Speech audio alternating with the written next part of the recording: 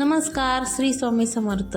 तर स्वागत आहे तुमचं सिंपल लाईफस्टाईल बाय मनीषा या चॅनलवरती.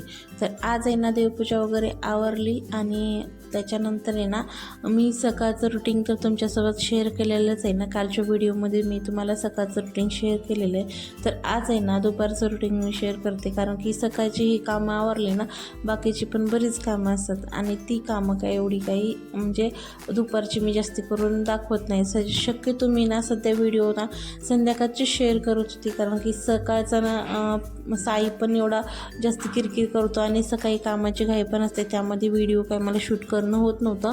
त्यामुळे ना मी संध्याकाळची शक्यतो व्हिडिओ शेअर करत होते.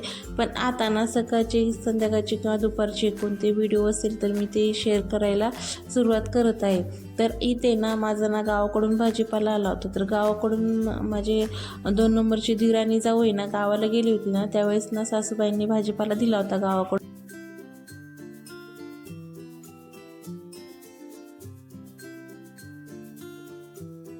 सासरी ना भाजीपाल्याचं म्हणजे भाजीपाला वगैरे आणून विकतात ना, तर ते भाजीपाला खूप घेऊन येतात.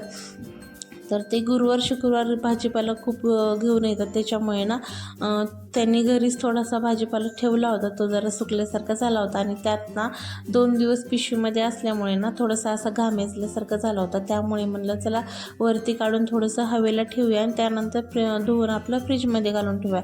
तर इथे ना उडदाची डाळ, हिरवी मिरची, लिंबू, त्यानंतर भेंडी, शेवग्याची शेंग आणि काकडी, त्यानंतर कढीपत्ता, असं बरंच काही दिलं होतं. आणि तुम्ही ही ओळखता का? याला ना नाही म्हणतात किंवा नाईचं खार म्हणतात. हे ना पाऊस पडल्याच्या नंतर ना जे माळरान वगैरे असतात ना तिथे खूप उगवते आणि याचं ना लोणचं घालतात वर्षभर. म्हणजे ते ना म्हणजे पायासाठी जे वाई वगैरे येते किंवा असं गोटे वगैरे दुखतात ना त्यासाठी खूप चांगले असते त्याच्यामुळे. आणि ते ना हरभऱ्याची आणि तुरीची डाळसुद्धा दिलेली होती.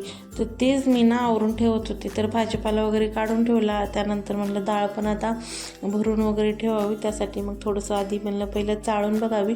तर तसं तर त्यांनी चाळून वगैरे दिली होती गावाकडून. गावाकडे ऊन वगैरे देऊन चाळून वगैरे ते मस्त असं डब्यामध्ये छान भरून ठेवतात आणि आम्हाला ज्यावेळेस लागेल ना त्यावेळेस असं काढून म्हणजे देतात त्या. तर पहिलं ना एकाच ठिकाणी खूप साऱ्या डाळी किंवा धान्य किंवा भाजीपाला एकाच ठिकाणी येत होता. आता ना त्यांना एक सेकंड नाही तर 3 ठिकाणी द्यावं लागतं, कारण की पहिलं आम्ही जॉईंट फॅमिलीमध्ये राहत होतो आणि आता आम्ही सर्वांनी सेपरेट रूमा घेऊन असं राहतोय. त्याच्यामुळे आता त्यांना पण एक ठिकाणाहून 3 ठिकाणी बांधावे, 3 गटुडे करावे. एका गटुड्याची ना 3 गटुडे करावे लागत आहेत. आणि त्यांनी ना गावाकडून हरभऱ्याची डाळ, तुरीची डाळ असं बरंच काही काही. आणि दरवेळेस गावाला कोणी ना कोणी गेलं ना काही ना काही घेऊन येत असतं आणि काही ना काही त्या देत असतात. शक्यतो भाजीपाला वगैरे भरपूर येत असतो, कारण की ज्यावेळेस भाजीपाला वगैरे आणतील ना त्यावेळेस आम्ही जर निघालो ना तर खूप सारा भाजीपालासुद्धा देतात ते बांधून. आणि ते विकायला पण घरी पण ते विकायलाच आणतात. तसं आम्हाला शेती वगैरे नाही आहे, पण म्हणजे थोडीशी शेती, पण त्यात पीक वगैरे येत नाही जास्ती करून. पण त्यांना असं म्हणजे लोकांच्या इथं रोजंदारी करून वगैरे असंच ते म्हणजे सुकी वगैरे असतात ना त्यामध्ये ते असं खूप सारे हरभरे वगैरे म्हणजे असं गुत्ते वगैरे घेऊन ते खूप सारे धान्य गोळा करतात आणि असं आम्हाला वर्षभर पुरेल असं धान्य जमा करतात. तर कधी पुरतं किंवा कधी विकत आणावं लागतं असं पण असतं. तर तुरीची डाळ वगैरे आमची शेतातलीच असते, तसं आम्हाला खायापुरती डाळ वगैरे निघते शेतामध्ये. तर ते डाळ वगैरे तुरीची शेतामध्येच असते. त्यानंतर आहे ना मला ब्लाऊज वगैरे शिवायचा होता माझा. तर खूप दिवस झाले मी ब्लाऊज शिवले नाही आहेत, कारण की ना मला पहिलं तर साई लहान होता तेव्हा, त्याच्यामुळे तर मी काही ब्लाऊज शिवलेच नाहीत आणि कुठे जाणं येणं नसतं. त्याच्यामुळे ना एवढं काही जास्ती ब्लाऊजचं 2-4 ब्लाऊज जे येतात ना त्या ब्लाऊजवरती मी भागवत होते. पण आता सध्या ना खूप दिवस झाले ब्लाऊज वगैरे शिवले नाहीत आणि आता सणावरती सण येत आहेत, त्यामुळे साडी वगैरे घालायला लागते ना, त्यामुळे म्हणलं चला ब्लाऊज पण शिवून घेऊया. तर इथे ना माझं ब्लाऊज शिवायचं काम चालू होतं आणि साई झोपला ना त्याच वेळेस मला असं काही काम वगैरे करता येतात. आणि तो आहे ना जागी असला ना मला अशी काही कामे करू देत नाही जास्ती करून. तो ओढाओढी करतो.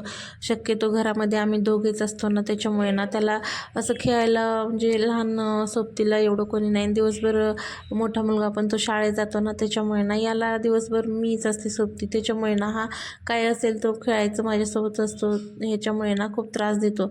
त्यामुळे ना मग मी पण जास्ती करून असं कामाकडे एवढं हे करत नाही, त्याच्याकडेच लक्ष देत असते. तर कसा वाटला कसा नाही ब्लॉग नक्की कमेंट करून सांगा. आणि चॅनलवर नवीन असाल तर एक सबस्क्रायबर जरूर करा.